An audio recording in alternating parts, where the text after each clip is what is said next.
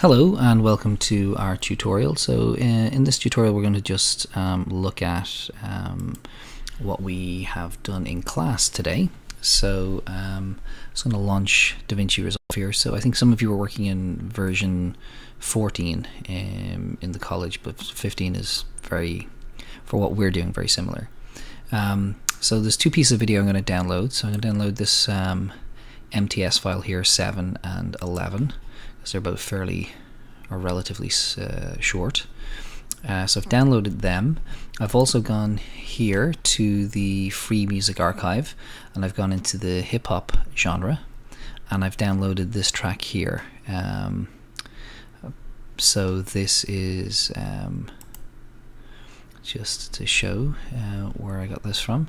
So whoever this is, they have 7 albums and 80 tracks. So if you like their music, you can go download that, and literally clicking on the download here has given me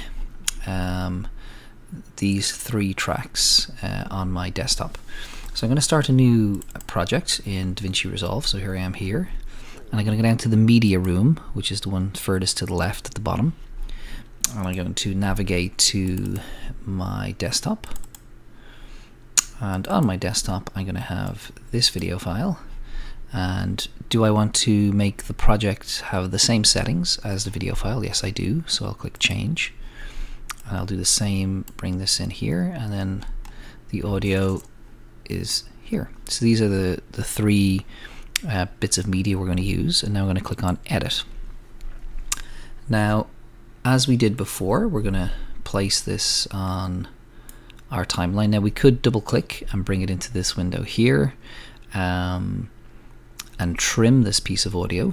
So maybe I'll make it a bit shorter because we're definitely not going to work on all of it. So I'm just going to press play now for a second so we get a sense of what the music is like.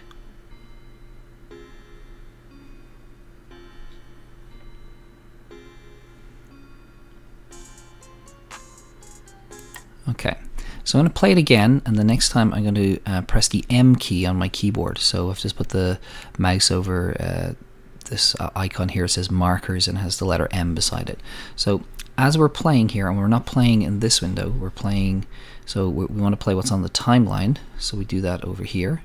So I'm going to press play.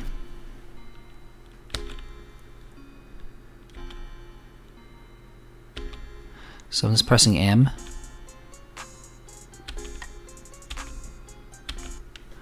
Okay, so you can see I've put these markers in simply by pressing the M key while the music was playing, and now I can double click on my audio or my video and bring it in. Now at the moment it's set up, I've got the video and audio selected here. They've both got orange kind of boxes on them for V1 video 1 and A1 audio 1. So I'm just going to make the video and audio both a little bit bigger,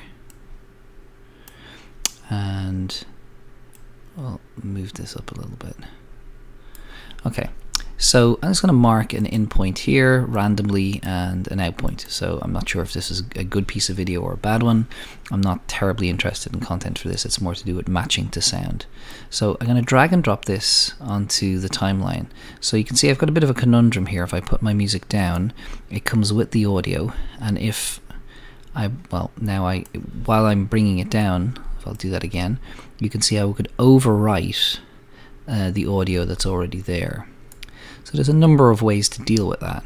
So I can, once it's on the timeline, press backspace and delete the audio, and then move this into position. But the easiest way to do this is to turn off this audio here. So turn off that orange rectangle, and now when I drag and drop this down, it'll only bring the picture, so it won't bring sound. So I'm going to delete that one and bring a segment from the other file. Bring that down, so just the picture. And now we're going to see how we sync up here. So when I put the mouse over the end of the clip, it allows me to drag the clip forward or backwards, but you can see a white line appears when I reach or when I approach one of the markers, and that's a kind of a snap tool that we have turned on. So this here is the snapping tool. So now I can place these two beside each other again. As I get closer, it'll just kind of jump into place, it'll snap, and then I can extend this one and pick which point it will snap to. I can bring this back and snap that one there, and oops. So I'm going to zoom in here because I'm not accurate enough, so because everything's a bit too small. So now I'll move this to here and snap that out. So I'll swap video again and drag this in here and zoom out a little bit by pressing minus. Oh.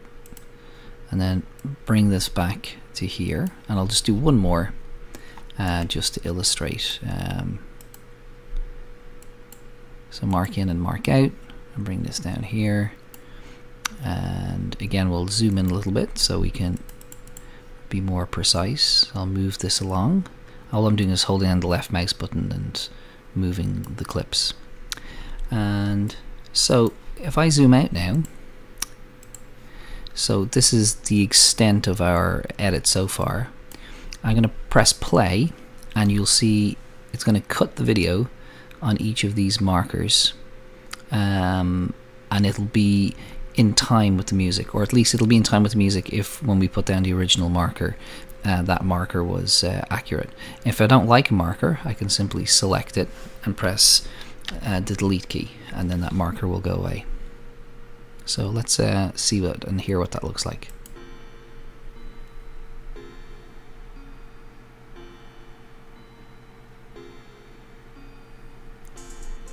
So we can see this one doesn't work, so I'll delete that one.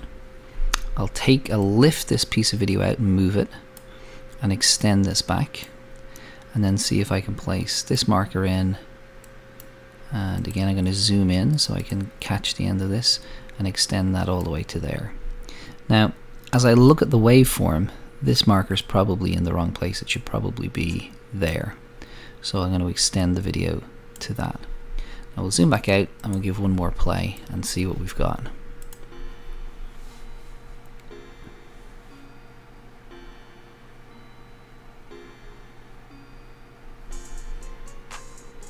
Okay, and again, this probably isn't the best cut in the world, so we can delete that guy, lift this one out, bring this back to here, and replace the end piece of video. So, and how you do this, we were talking at the end of class about you don't want to always cut on a beat. You want counterpoint. You want obviously the cut on visual cues as well, particularly if you're using footage that has dancers in it.